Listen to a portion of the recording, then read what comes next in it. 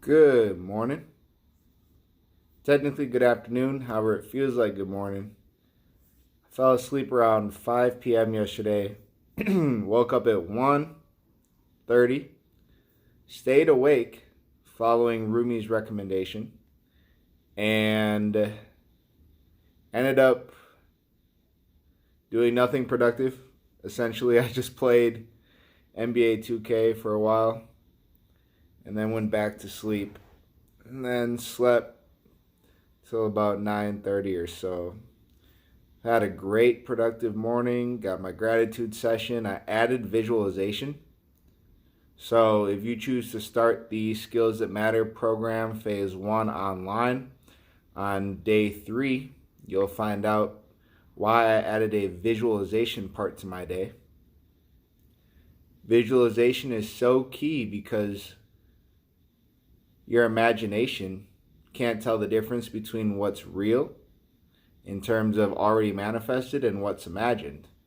So because of that, if we choose to place our focus on what it is that our ideal reality looks like, we're able to assist in that manifestation by visualizing it before it exists in the 3D real world. You'll hear athletes talking about visualizing making the game shot.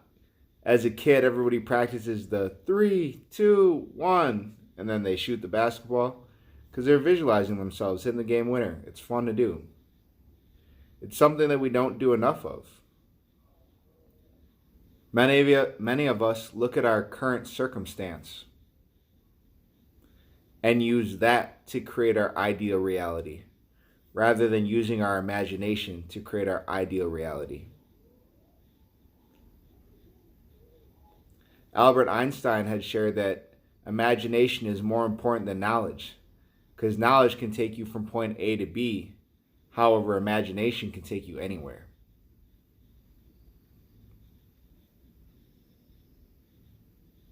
It's important that we believe in our dreams. In The Secret by Rhonda Bryn, or Bryan, sorry if that's improperly pronounced. There's really just a 3-step process to manifestation. Ask for what you want, believe that it's coming, and receive it. Have the feeling that it's been received.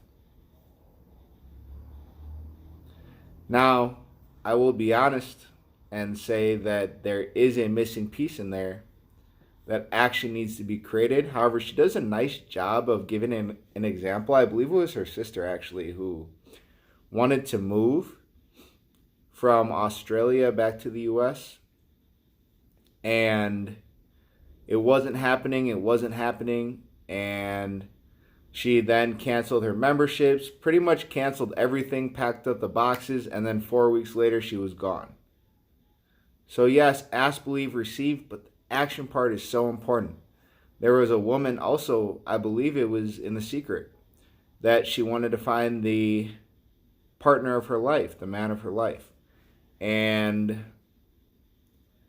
it wasn't happening, and she figured out, I'm missing the action. I always park in the middle of the garage. I need to park on the side of the garage so I leave room for my partner's car. I always sleep in the middle of the bed. I need to sleep on the side of the bed so I create room for my partner.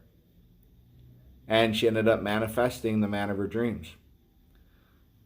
So it's all about the action with the belief. Faith without works is dead. You need both parts. You need the faith. Believe it. Your imagination, our imagination, is God showing us a preview of what's to come in our life. So believe in your imagination. It's yours. So if you have any visions, they are to come. And the only way they don't come true is if we choose not to believe in it. We may choose not to believe in it because of self-doubt, because we have a low self-esteem, because we haven't built our self-esteem up, our self-confidence, our self-belief. to understand that we're literally capable of anything, or because we share a dream with someone else and they shoot it down. Well, the only reason that somebody else shot down your imagination is because it's not their imagination. They didn't see you doing it. You saw yourself doing it. So they're going to say that you can't do it because, one, they probably can't see themselves doing it, and two, they can't see you doing it. So your imagination is for you. And share it with people that are like-minded. And if you share it with someone that's not like-minded, don't let their opinion affect you. So that's the faith part. The next part is the work. Got to put the time in. Got to give life something to work with. Man takes man steps, God takes God steps. And his steps are much bigger than ours. Got to put the hustle in.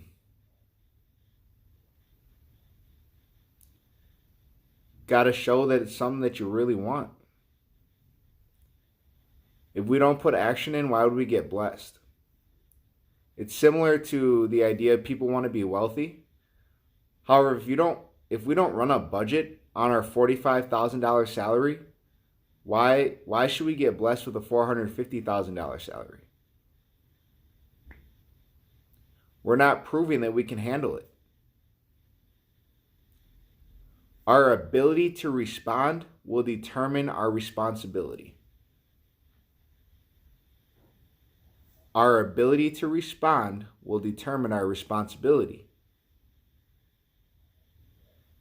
And with more responsibility comes more abundance.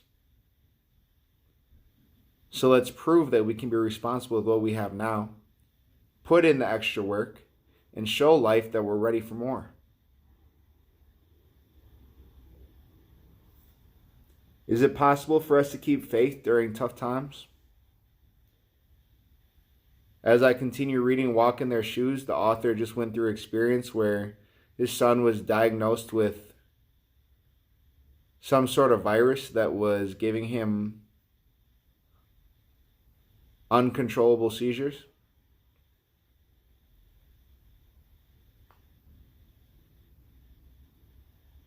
And as they were going through that phase, he ran across some priests at the hospital, and they asked if he had kept the faith, and he did. Because he understood that every challenge has a seed of equal or greater opportunity in it, if we're willing to look for it. Every quote-unquote negative situation has a positive within it. Many times the negative allows us to slow down, to be appreciative, to become aware, to switch perspectives, look at things differently.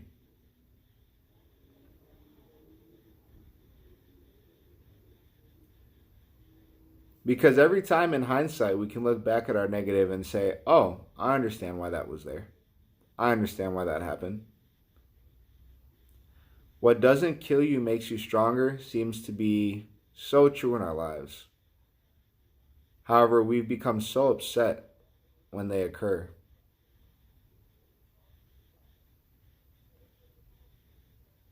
As humans, we've learned to live well in the mountains, in the high points of our life. However, we struggle to live through the valleys. The valleys seem to be something that's unwanted and undesirable, even though it's a part of the flow of life. If we can learn how to live in the valleys and appreciate them as much as the mountains, our emotional quotient will be much more steady. Our calmness, our peacefulness, our acceptance will be there.